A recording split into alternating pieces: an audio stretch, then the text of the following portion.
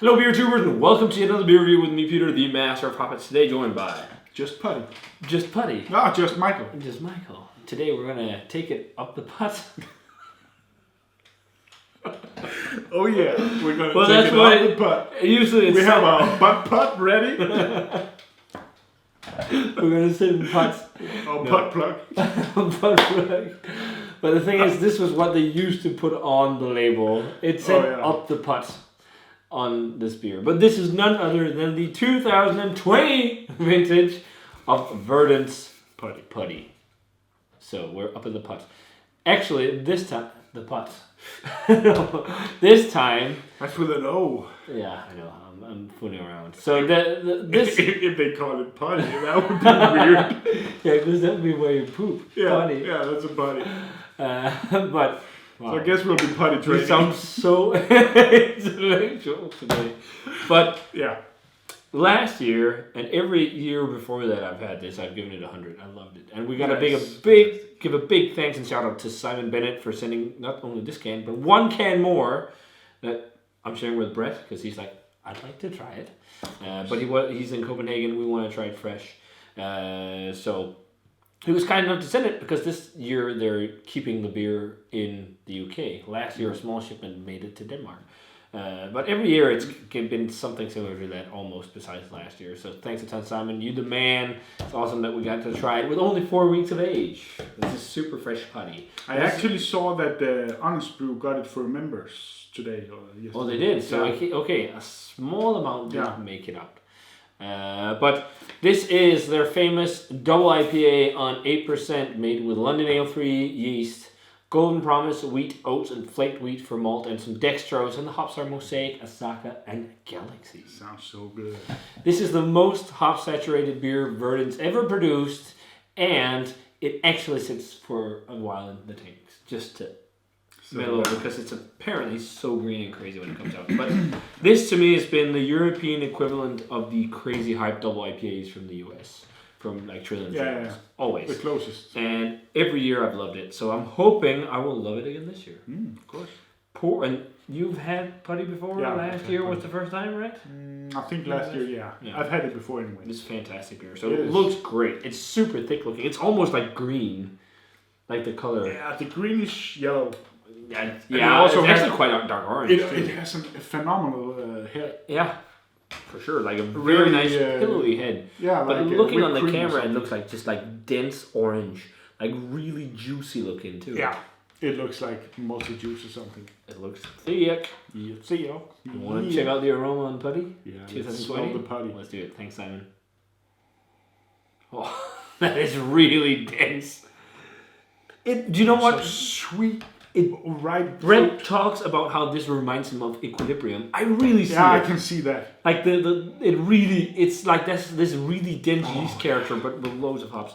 And the things with Galaxy in this is just like that onslaught of sweet honeydew or sweet cantaloupe melon, without the green craziness. I think this is what people try to recreate when they use Galaxy, but I think you only get that when you pair Galaxy with different hops, because on its own, you get that really herbal, spicy thing. Yeah, it needs to be compared. But here you get Asaka and Mosaic to balance it out. Yeah. You get some dank. It looks so thick.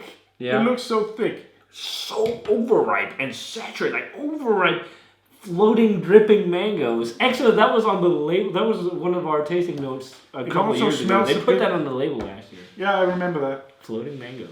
It smells like something... I don't know the word. It's also good. It smells like sorbet to me, like tropical fruit sorbet. It's one of those beers when I'm talking, I can feel my saliva glands like going a bit nuts. So you can feel the saliva in your mouth because it smells so appetizing. It does. It really smells good, like it used to. Yeah, I mean, again, this melange of tropical fruit, the sweet juicy melon. It has like this Wrigley's juicy fruit bubblegum character. Every time you do this, it looks so thick and so inviting. And the head again is so foamy and creamy. It looks really delicious. Let's try it. Yeah, let's do it. Thanks a ton, Simon. Cheers and putty.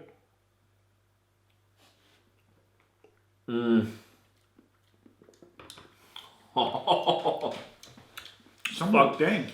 Yeah, but fuck, there's a lot of Galaxy melon flavor. Yeah, I can taste Holy that. shit. Like, And dry. The thing is, it does have some dryness. Maybe a bit more than I remember. It still has a lot of sweetness, but like I like that. And me too. I like the dry. As the one Niels gets things done, we had before. It's also dry. I really like that. It's just so saturated, like so dense, so thick. But with this compared to say Headroom is dense, but it's hop saturation. This is a balance of dense kind of yeast estery flavors, but also hops. That was estery flavors I was looking for before. Like that sweet overripe fruit flavor. Yeah. It's like the yeast ester. It's like this Rick's Juicy Fruit bubblegum are just like super overripe, like mangoes. I don't remember it so dry. Maybe a little bit more dry, but that's also we're having it fresher this time around. I don't think we've ever had putty this fresh.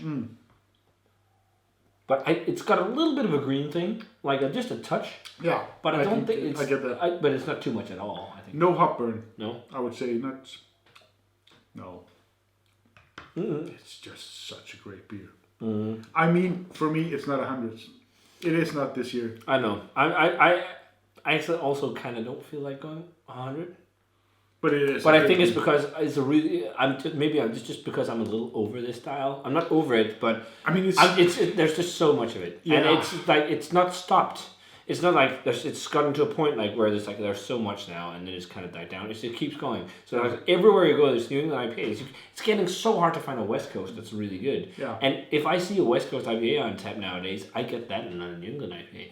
I do still really enjoy the style, and this is like the prime pinnacle example in Europe of the New England double IPA. But I will say I've gotten saturated with it, and that's also why I don't want to go 100 this year. Exactly the same here. I'm not excited about it. In terms of the style, it's probably 100, yes. But personal preference now, I've grown a bit towards maybe more drier, more bitter stuff. Just going a little bit back. Just because it's been everywhere. But awesome. I would still go like 98, 99. I'm on a 97 for this one. I think fucking it's amazing. Amazing, yeah. 97 for me. It is fucking amazing. And it's got the nice bitterness compared with the ripe fruit and melon and the... I would actually say 99. Just this 99? sip here. Yeah. This sip here, you can easily compare this to the double IPAs or the triple IPAs we had from Equilibrium that we gave 100. This is on the exact same level. That's why I want to maybe go 97, 98. I'm not going any higher. I think there's something. I mean, I feel right away when I'm blown away, and I was with the Equilibrium last time. Yeah. It's not the same with this one, so I'm not going to go that high. 97, 98 for me. But it's also it is fantastic. But the thing is also it's the getting into the habit of excellence almost like you've expected this. You've had it a few times. Maybe. And as you said, maybe getting a bit tired of the New England style. Yeah. But it is a fantastic beer. It is really great. But I mean, it's not 100 for me. It is. Yeah, I also don't want to go 100 this year. I don't know. I was more excited about having it last year, and I'm still excited about having it this year. Me too. But this year, 2019 for me was the year where I thought something wouldn't happen. Is that I got slightly sick of New England IPA because and pastry stouts, which were styles I swore by. I think that's pretty common. I don't think we're the only ones. No. To be honest. But I'm going a bit backwards. Yeah. Back to the roots a little bit. Yeah, let's see how the trend goes. Last year they said everyone was drinking lager and pilsner. But I still love trying all these. That's not the case. Mostly brewers. Yeah, but I think like people, you go maybe a little bit back to something you think is really good and a bit more simple, and where it's not just like crazy peaking. It's more about balance maybe than like craziness. But I still love trying all these crazy beers. Me too. And a lot of them are fucking hundreds and amazing, and this is fucking amazing. But a malty, bitter, old school double IPA. Not malty. It's just bitter, like the fucking Beechwood IPAs. Sometimes I like them pretty sweet and bitter. Yeah, sometimes it is nice, but it's difficult to get them fresh. But it is good once in a while to have something to try instead of these. It's fantastic. It is a fantastic beer, and I like the bitterness. I like the dryness. It is fantastic. Again, if we just quickly go through flavors, loads of cantaloupe, melon. Like, if you want to experience that galaxy flavor, everyone talks about melon flavor. There you go. Yeah. Then you get like sweet mango, sweet papaya. You get some kind of green herbaceous notes, maybe a hint of dankness, not too much. It's got some. Actually, also a little bit of grapefruit to me. Yeah. And then like all those overripe sweet tropical fruits like mango, papaya. Melon seeds. I don't know, but I get some. And you know the seeds in the watermelon. For me, it's not watermelon. It's like these like cantaloupe, honeydew melon, maybe even stone fruit, like overripe peaches. Watermelon too. Like it's saturated with overripeness because of yeast ester, I think. With all this stuff, but not so much like pineapple, bright. No. That's why I was so excited about the Neil Gets Things Done, is because they had those things, but also because it was not like 100% New England IPA. It had dryness. It was a bit lighter. It was just really fucking drinkable. Yeah. But if you guys had a chance to try the 2020 Verdant Putty, well, let us know what you thought of it. This is still fucking amazing and fabulous double IPA, New England IPA from the UK. How old is it? 4 weeks since tapping. So okay. Yeah, a month. The 12th. No, the 30th. So less than a month. Shit. 2 weeks. Yeah, it's pretty fresh. I don't think I've ever had putty this fresh. No, me too.